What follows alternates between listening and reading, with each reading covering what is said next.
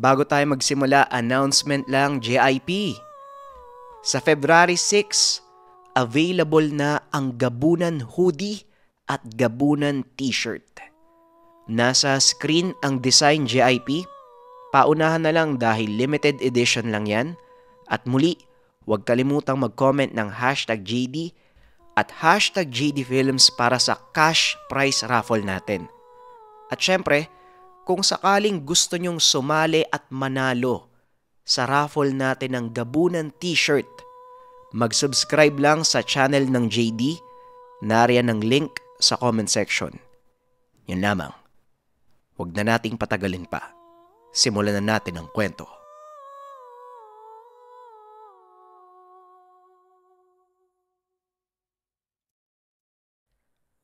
Ang kwentong ito ay hango sa totoong buhay. Mula ito sa isa nating kabayan na itago na lang natin sa pangalang Gerson. Nangyari ito sa isla ng Panay. Matagal nang naninirahan sa lugar ang pamilya ni Gerson at sa katunayan, maayos naman ang pamumuhay nila dahil may mga naipundar silang bangka na maaaring iparenta. Karamihan sa mga taong naninirahan sa isla, nakatayo ang mga tahanan sa dagat at bihira lamang ang naninirahan sa parting bundok. Dahil na rin sa sabi-sabing mapanganib ang bundok sa lugar, hindi rin naman pinapansin ni Gerson ang mga usapan, gawa ng abala ito sa pangingisda at pagpaparenta. 4 silang miyembro ng pamilya sa loob ng tahanan.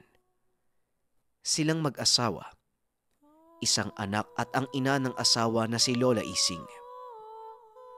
Matanda na ngunit napakalakas pa rin ng pangangatawan at madalas ding tumutulong sa mga gawaing bahay. Samantalang ang asawa ni Gerson ay mahilig naman sa mga hayop, kaya nag-alaga sila ng mga kambing sa likod ng tahanan. Malaking tulong sa pamilya dahil sa naibebenta ito sa mataas na presyo tuwing may gustong bumili. Isang tipikal na pamilya ang mag-anak, ngunit napakasaya dahil malapit sila sa isa't isa. Isang madaling araw, nagising ang mag-asawa dahil sa narinig ang sigaw ng kambing. Pagkarating naman sa likuran ng tahanan ay dadatnang nanganganak na pala, kaya abot tenga ang ngiti ng asawa ni Gerson. Nagtulungan silang dalawa sa pagpapaanak at nang matapos ay bumalik na sa loob si Gerson. Samantalang nagpaiwan ang asawa sa likod para alalayan ang mga bagong silang na kambing. Pagpunta ng kusina, naabutan niya si Lola Ising na umiinom ng tubig. Napatanong si Gerson kung bakit napakaagang nagising ng matanda ngunit hindi naman ito tumugon. Bago pa man dumiretso sa kwarto, napatitig si Gerson sa maputik na paa ni Lola Ising. Napakadumi nito na parang nagtanim ng palay. Kaya muli niyang nilapitan ang matanda at natanong kung saan nakuha ang mga dumi sa paa. Ayon dito, nagkaroon siya ng napakasamang panaginip. Napatakbo palabas ng tahanan at nagawi sa likod kung saan maputik. Napakunot naman ng noo si Gerson dahil sa papaano ito napunta sa likod. Samantalang kanina pa sila doon para paanakin ng kambing at wala namang putik dahil purong buhangin ang nakapalibot sa tahanan. Hindi na ito nagtanong pa at dumiretso na ng kwarto habang nag-aabiso sa matandang bumalik uli sa pagtulog dahil 4:00 pa lamang ng madaling araw. 7:00 na ng umaga nang magising si Gerson. Naabutan niyang mahimbing pa ring natutulog ang matanda, habang ang asawa naman ay abala sa pagtingin sa mga alaga. Sa maghapon, wala namang bago sa pamilya bukod sa naging abala si Gerson sa pagpaparenta ng mga kayak dahil maraming mga turista na pumunta sa lugar. Sumama na rin para mailibot ang mga tao sa lugar. Kaya naman sa maghapon ay pagod ngunit nakarami ng kita. Pagkauwi ng tahanan ay naabutan niyang naghahapunan na ang pamilya, kaya sumalo na at nang matapos ay nakatulog naman kagad. Tuwing pagod ay nakaugalian na ng katawan ni Gerson na bumangon tuwing 12:00. Kailangan niyang uminom ng tubig. Kakaiba man sa nakararami na mas lalong mahimbing ang tulog pagpagod. Ngunit ayon sa kanya, namana niya ito sa yumaong ama. 12:00 ng hating gabi. Nakaupo sa kusina si Gerson habang inuubos ang isang basong tubig. Panay ang tingin nito dahil may kakaiba siyang nararamdaman. Parang may tao sa paligid ngunit wala namang makita.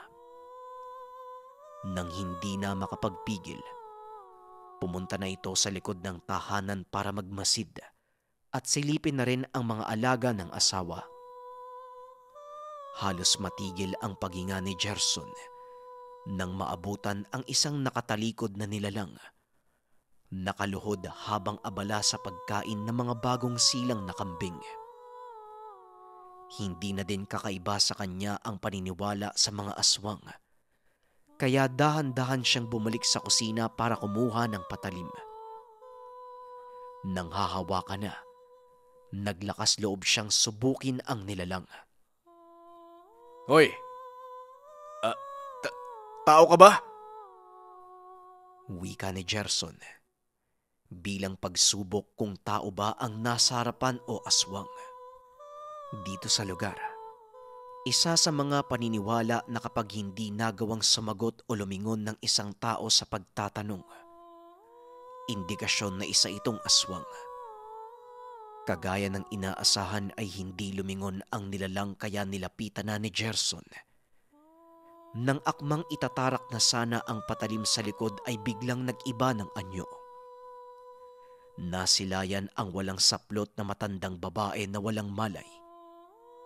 Natatakot man, ngunit lakas loob itong hinawakan ni Gerson at napaatras ng mabatid na si Lola Ising ang nilalang. Lola Ising! Lola Ising, ikaw po ba yan? Wika ni Gerson habang tinititigan ang matanda. Punong-puno ang bibig ng mga dugo. Sa puntong iyon, labis man ang takot sa nilalang, ngunit napawi ito nang makita si Lola Ising dahil sa napakaamong mukha ng matanda. Natulala na lamang si Gerson habang nakatitig sa matanda. Isama pa dyan ang mga walang buhay na kambing.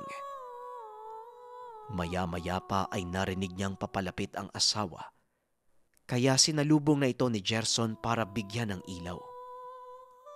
Kasabay nito, paulit-ulit sa pagsambit si Gerson sa pangalan ni Lola Ising. Hindi niya maipaliwanag kaya nagmadali na lang ang asawa para masilayan kung ano ang ibig sabihin ni Gerson. Pagkarating sa kulungan, naiyak na lamang nang makitang gutay-gutay na ang katawan ng bagong silang na mga alaga. Nanlaki ang mga mata ni Gerson nang wala na ang matanda sa kinahihigaan. Napatanong na din ng asawa kung nasaan si Lola Ising. Nandito lang yun kanina, mahal. Nandito si Lola. Bigla na lang nawala eh. Wika ni Gerson. Sumagot na lang din ang asawa na baka antok lang ang nararamdaman nito. Kaya naman kung ano-ano ang nakikita. Kaso nga lang, sinabi ni Gerson na ang matanda ang may kagagawan ng pagkamatay ng mga alaga. Dahil dito, napatitig ng masama ang asawa, ngunit hindi na sumagot pa. Bagkus na upo na lamang sa kakaiyak dahil sa wala na ang mga alaga. Napakadilim man ngunit nagukay ng lupa si Gerson para mailibing ang alaga. Karamihan sa mga ito ay wala ng tiyan. Putol na ang iba't ibang bahagi ng katawan. Makalipas ang 2 oras ay nalinis na din ang lugar. Niyaya na munang pumasok ni Gerson ang asawa dahil 3:00 pa lamang ng madaling araw. Sumama naman ito at nananatiling walang imik. At sa magdamag, Hindi na nakatulog pa dahil paulit-ulit na bumabalik sa isipan ang nakitang nilalang. Hindi mawari ni Gerson kung si Lola Ising ba talaga ang nakita dahil pagkarating nila sa loob ng tahanan, naabutan naman niya ang matanda na mahimbing na natutulog. Kaya sumagi sa isipan niyang puntahan ang kaibigang albularyo. Pagsapit ng 7:00 ng umaga, nagpaalam ito sa asawa na pupunta muna sa manggagamot. Tumangulang din naman ito kaya umalis na si Gerson. Hindi pa man nakakalayo ng tahanan, biglang may humawak ng kaliwang braso ni Gerson. Napalingon na lamang siya dahil sa maigpit na hawak at nakita si Lola Ising. "Kung ano man ang nakita mo, wag mo na sanang ipagkalat pa. Dahil hindi mo gugustuhin sapitin ang ginawa ko sa hayop. Kaya ko rin kumain ng tao. Tandaan mo yan, Gerson." Wika ng matanda habang nanlilisik ang mga mata. Diretso na itong naglakad papalayo habang naiwan namang hindi makagalaw si Gerson. Halos ilang minuto bago naiproseso ng utak niya ang narinig. At nang mapagtantong si Lola Ising nga ang nakitang nilalang, hindi na ito dumiretso sa kaibigan. Pagkarating sa tahanan, napatanong ang asawa kung bakit napakabilis niyang bumalik. Nagpalusot na lamang itong wala ang manggagamot. Magmula ng araw na yun, nanatiling tikom ang bibig ni Gerson patungkol sa katauhan ni Lola Ising. Paulit-ulit naman ito sa pag-abiso sa asawa na wag nang mag-alaga ng mga hayop. Kapag tinatanong kung bakit, dinadahilan na lamang na may mabangis na hayop na nagpapagala-gala tuwing gabi. Sa paglipas ng ilang buwan, hindi na rin nagpatuloy sa pag-aalaga ng mga hayop sa tahanan. Paulit-ulit lang ang nangyayari at hindi mahuli kung sino ang gumagawa. Alam man ni Gerson ang totoong dahilan. Hindi naman niya mabanggit dahil inaalagaan nito ang pangako kay Lola Ising. May mga pagkakataong nauhuli niya ito na kumakain ng mga hayop. Ngunit naging normal lang ito para sa kanya. 5 taon pa ang lumipas at binawian na ng buhay si Lola Ising. Naging usap-usapan ang pagkamatay nito dahil nag-iba ang kulay ng buong katawan ng matanda. Para itong tuyong kahoy at bitak-bitak ang balat. May ibang nakapagsabi na isang aswang ang matanda, ngunit hindi naman ito pinansin ng pamilya, habang si Gerson ay nanatiling patay mali siya. Sa paglipas ng panahon, nagawa na ring may pagtapat ni Gerson ang lihim ni Lola Ising sa asawa. Hindi naman kaagad ito naniwala. Hinayaan na lang ni Gerson hanggang sa mapagtanto nito ang lahat ng pangyayari. Samantala, naging palaisipan kung kanino naipasa ang lahi ng pagiging aswang. Ang kwentong ito ay hango sa totoong buhay. Mula ito sa isa nating kabayan na itago na lang natin sa pangalang Operio. Taong 1975, Catanduanes. 11:00 ng umaga, habang abala sa pagkakayod ng niyog si Operio, dumating ang panganay niyang kapatid na kung tawagin nila ay Manay Linggit. Matagal na itong nawalay sa pamilya, kaya ganun na lamang ang pananabik ni Operio na mayakap ang kapatid. Habang maigpit ang pagkakayakap, napakala siya nang makita ang isang lalaki na halos 2 metro ang distansya sa likod ni Linggit. Napatanong ito sa kapatid at sumagot ito na iyon ang mapapangasawa. Dahil sa narinig ay pinatuloy na ni Operio ang lalaki at tinawag ang amang si Mang Islaw. Ngunit pasigaw na nagwika ang ama na pumasok na lamang dahil abala ito sa paghahasa ng mga itak.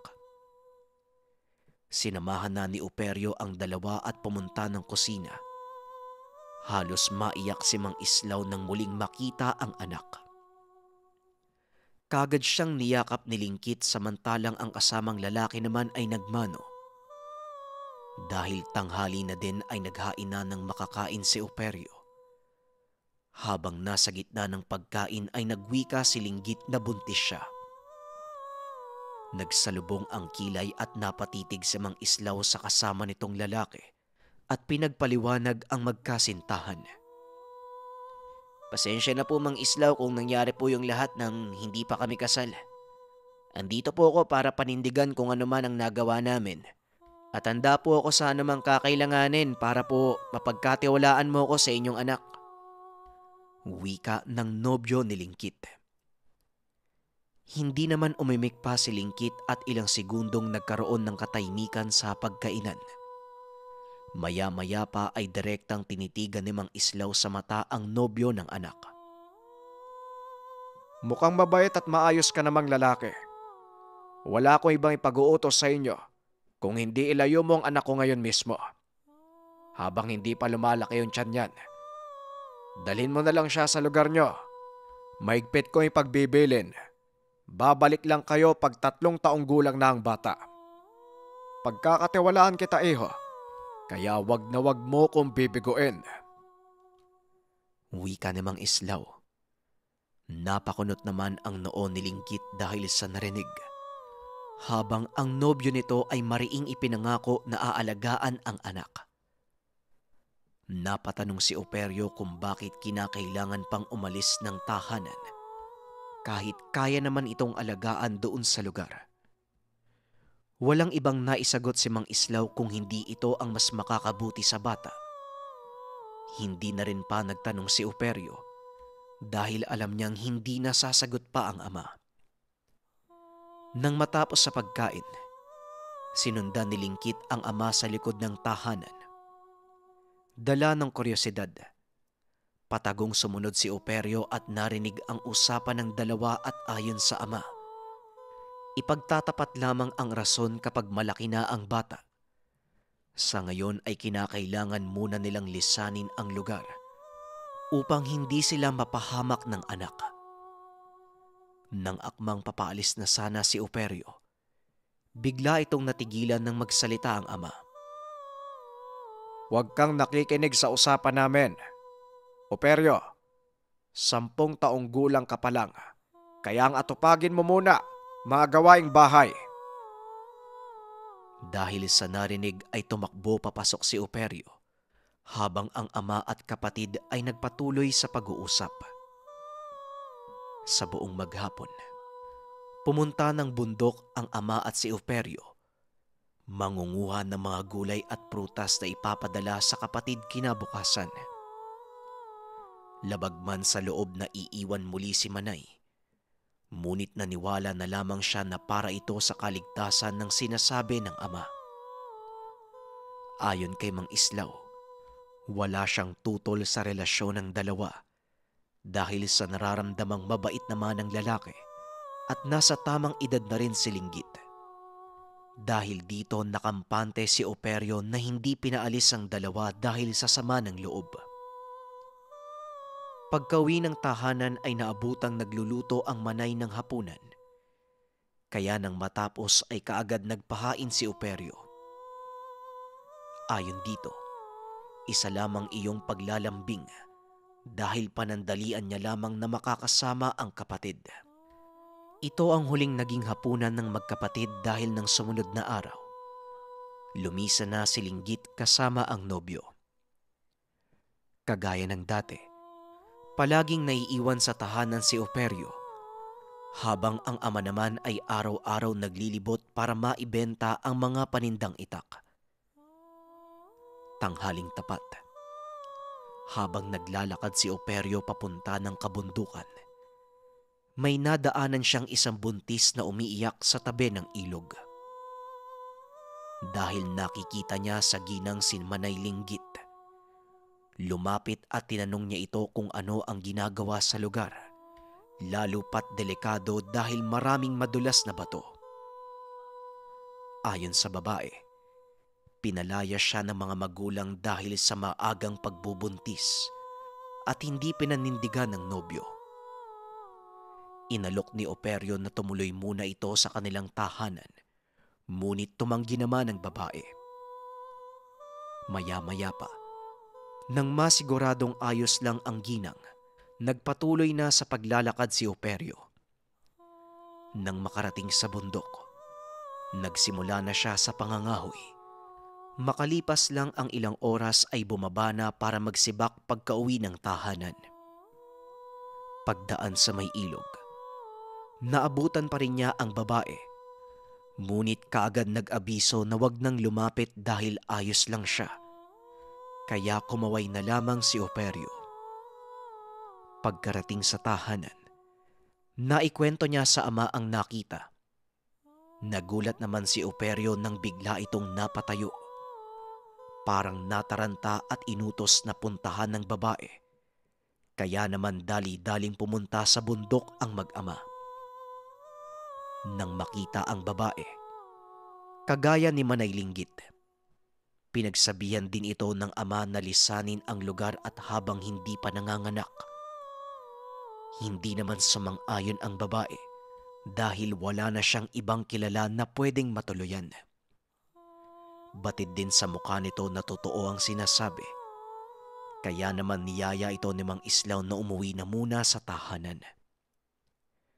Tumango na lamang ang babae at dahan-dahang naglakad ang tatlo papauwi. Nang nasa tahanan ay pinaupo muna ang babae sa may bakuran. Habang si Operio naman ay niyaya ni Mang Islaw na pumunta sa likod ng bahay. Anak, makinig ka. Alam kong hindi pa ganon kabukas ang isipan mo patungkol sa mga pangkalikasang nilalang. Pero kailangan ko ng tulong mo. Isasalba natin ang sanggol na nasa sinapupunan ng babae. Kailangan natin buksan ang nakatagong silid sa ilalim ng kinatutungtungan mo para magsilbing tahanan niya. Mapanganib kasing nandito siya sa lugar.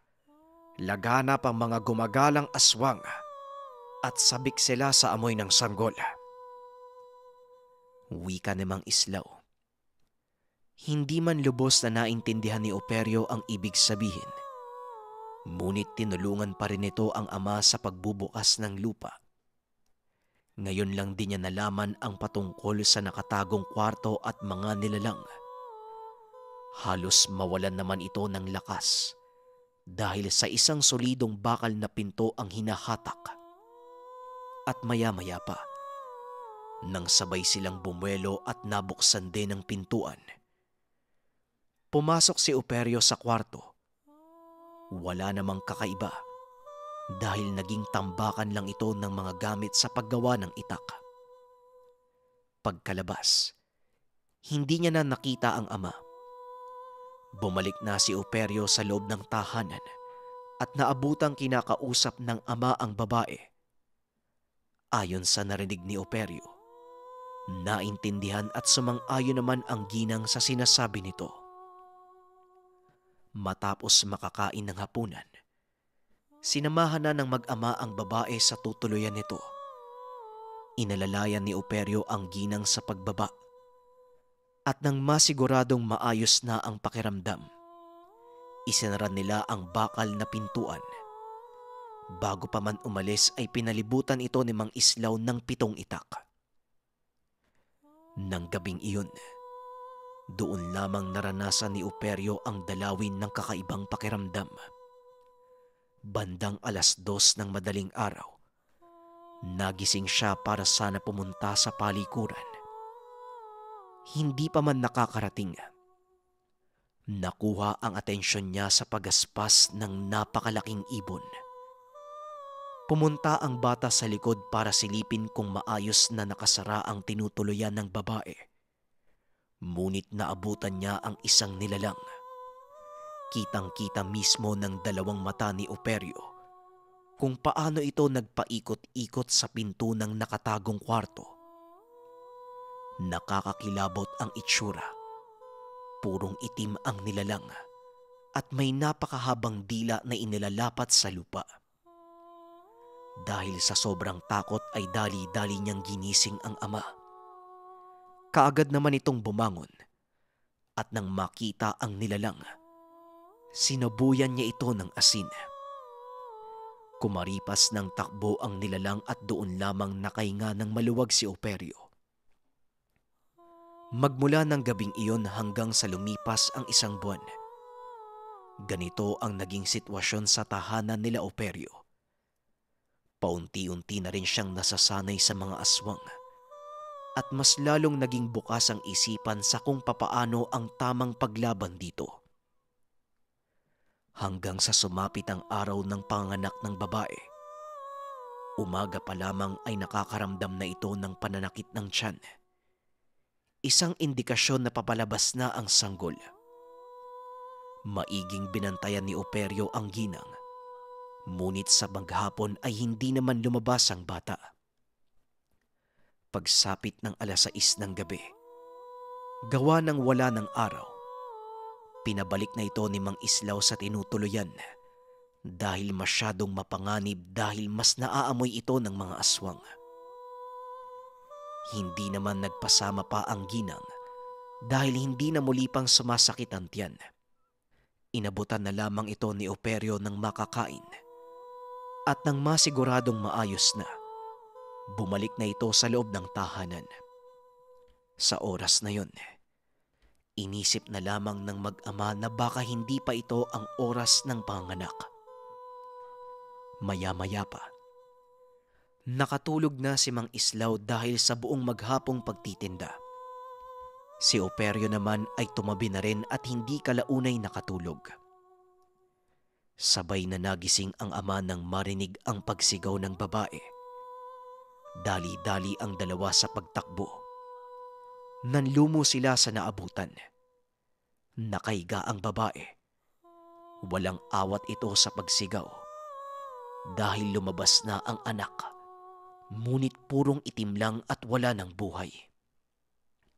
Napaluhod naman si Mang Islaw dahil naalalang hindi niya nalagyan ng itak ang ibabaw ng pinto dahil sa sobrang pagod. Sa puntong iyon, hindi na maisasalba pa ang bata, kaya binuhat na lang ng dalawa ang babae at pinahiga sa loob ng tahanan para linisan ang katawan na puno ng dugo. Samantalang ang sanggol naman ay ibinalot muna sa puting tela. Si Mang Islaw ang nag-asikaso sa ina. Samantalang binantayan naman ni Operio ang sanggol. At nang matapos ay gumawa ang dalawa ng maliit na kahon. Inilibing sa likod ng bahay ang sanggol. Napaiyak na lamang ang babae, ngunit ipinaliwanag ni Mang Islaw na hindi na mababawi pa ang anak dahil sa napatay na ito ng mga nilalang. Dahil sa sakit na naranasan, magmula ng araw na yun ay nakituloy na ang babae sa tahanan ni Operio. Wala namang naging problema. Bagkus ay nagsilbi itong aral kay Mang Operio. Makalipas pa ang 3 taon, umuwi na sila Lingkit. Dito mas naging malinaw sa kanya ang proteksyon na ibinigay ng ama dahil naikwento ng babae ang naging karanasan. Samantala, hindi pa man naranasan ni Operio ang maging magulang, ngunit tumatak sa kanyang isipan na ang kanilang lugar ay pinamumugaran ng aswang. Maraming salamat sa pakikinig ng ating kwento, JIP. At muli, huwag nating kalimutan na mag-comment ng #JD at #JDFilms para sa raffle na cash prize. At kung gusto nyo ding sumali sa isa pang raffle na gabunan shirt, mag-subscribe lang sa channel ng JD. Nariyan ang link ng YouTube channel sa comment section. Yun lamang, maraming salamat. Paalam.